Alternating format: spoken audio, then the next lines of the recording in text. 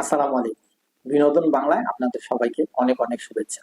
AFC women's qualifying রাউন্ডের খেলা 7টি গ্রুপে অনুষ্ঠিত হচ্ছে এবং এই 7টি গ্রুপের খেলা 7টি ভিন্ন ভিন্ন ভেন্যুতে অনুষ্ঠিত হচ্ছে এবং এবং এই 7টি গ্রুপের গ্রুপ নির্ধারণী ম্যাচ 5 জুলাই অনুষ্ঠিত হবে। তবে বাংলাদেশ যে গ্রুপে আছে গ্রুপ সিতে, সেই গ্রুপের গ্রুপ নির্ধারণী ম্যাচটা 2 জুলাই অনুষ্ঠিত হয়ে গেছে। বাংলাদেশ সেই ম্যাচে মায়ানমারকে 2-1 গোলে পরাজিত করে সি গ্রুপ থেকে সরাসরি ফাইনাল রাউন্ডের খেলার যোগ্যতা অর্জন করছে এবং গ্রুপ সিতে বাংলাদেশও তাদের শেষ ম্যাচ খেলবে তুর্কমেনিস্তানের সাথে। এই ম্যাচটা আমি আশা করি বাংলাদেশ খুব সহজে জয়লাভ করবে এবং পূর্ণ 9 পয়েন্ট নিয়ে টুর্নামেন্টটা শেষ করবে। বাংলাদেশকে অনেক অনেক শুভকামনা রইল তুর্কমেনিস্তানের সাথে যে ম্যাচটা আছে সেই ম্যাচের জন্য। নারী ফুটবল দলকে অনেক অনেক শুভেচ্ছা। রয়ে গেল বাকি 6টা গ্রুপ। এই 6টা গ্রুপের গ্রুপ নির্ধারণী খেলাটা অনুষ্ঠিত হবে 5 জুলাই। এই 6টা গ্রুপের মধ্যে গ্রুপ বিতে আছে সাবকন্টিনেন্টালের ইন্ডিয়া এবং গ্রুপ এফ তে আছে সাবকন্টিনেন্টালের আরেকটা টিম নেপাল।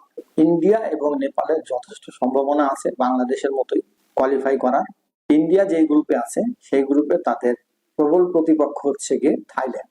তো ইন্ডিয়া এবং থাইল্যান্ড উভয়ই 2টা করে ম্যাচ খেলছে, তার মধ্যে 2টা করে ম্যাচেই তারা জয়লাভ করছে। থাইল্যান্ড তাদের 2টা ম্যাচের মধ্যে 22টা গোল করছে এবং পক্ষান্তরে প্রতিপক্ষ তাদেরকে একটা গোলও দিতে পারে নাই।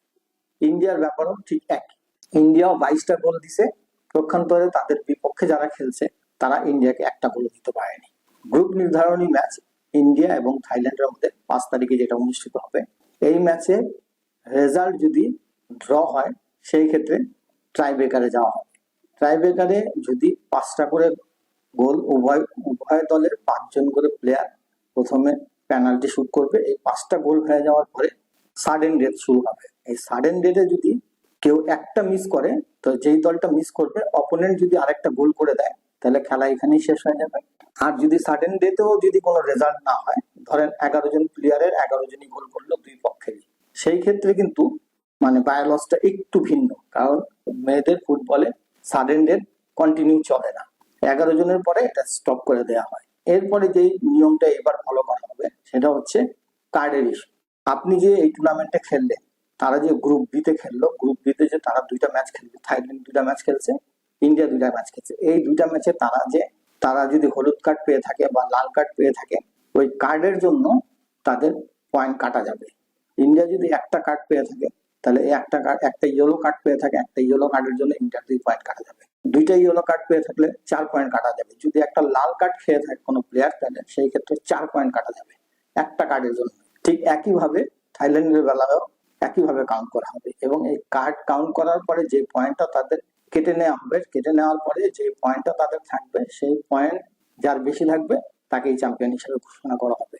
এবং এই একই প্রথা গ্রুপ এফ এ, যে গ্রুপে আমাদের সাবকন্টিনেন্টালের নেপাল আছে, নেপালের প্রবল প্রতিপক্ষ হচ্ছে স্বাগতিক উজবেকিস্তান। তো উজবেকিস্তান এবং নেপালের মধ্যে যে ম্যাচটা, এই ম্যাচেরও একই অবস্থা।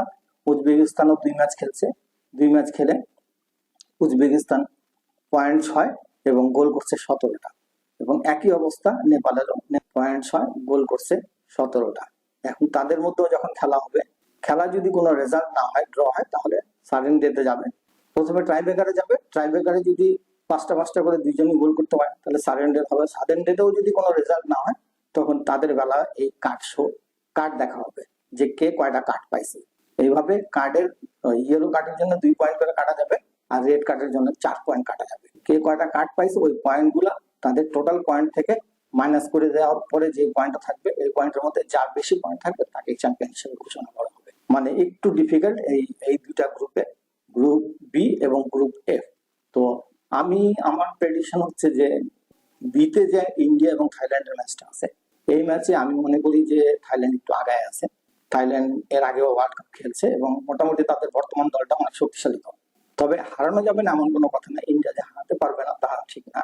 মানে তারা যে ম্যাচগুলা খেলছে এই পর্যন্ত, যে 3টা ম্যাচ তারা খেলছে, ইন্ডিয়া যে 3টা ম্যাচ খেলছে, এই 3টা ম্যাচে তাদের যে ধারাবাহিকতাটা ছিল, এটা যদি তারা বজায় রাখতে পারে তাহলে আমার মনে হয় তারা থাইল্যান্ডকে আটকাই দিতে পারে এবং তারা কোয়ালিফাই করতে পারে। তবে আমার প্রেডিকশন এটাই হচ্ছে যে থাইল্যান্ড যাওয়ার সম্ভাবনা বেশি।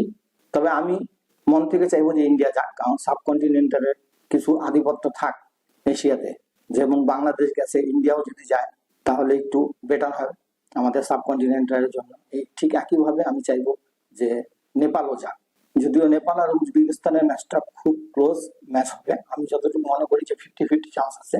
নেপালের সুযোগ একটু বেশি আছে। নেপাল যদি তারা যে ম্যাচগুলা, যে মানে তাদের এখন যে ধারাবাহিকতাটা আছে, এই ধারাবাহিকতাটা তারা বজায় রাখতে পারলে আমার মনে হয় তারা উজবেকিস্তানকে পরাজিত করে ফাইনাল রাউন্ডে যেতে পারবে। তো ইনশাল্লাহ ম্যাচের পরে আবার কথা হবে। আজকের মতো আপনাদের সবার কাছ থেকে বিদায় নিচ্ছি। আসসালামু আলাইকুম ওয়া রাহমাতুল্লাহ।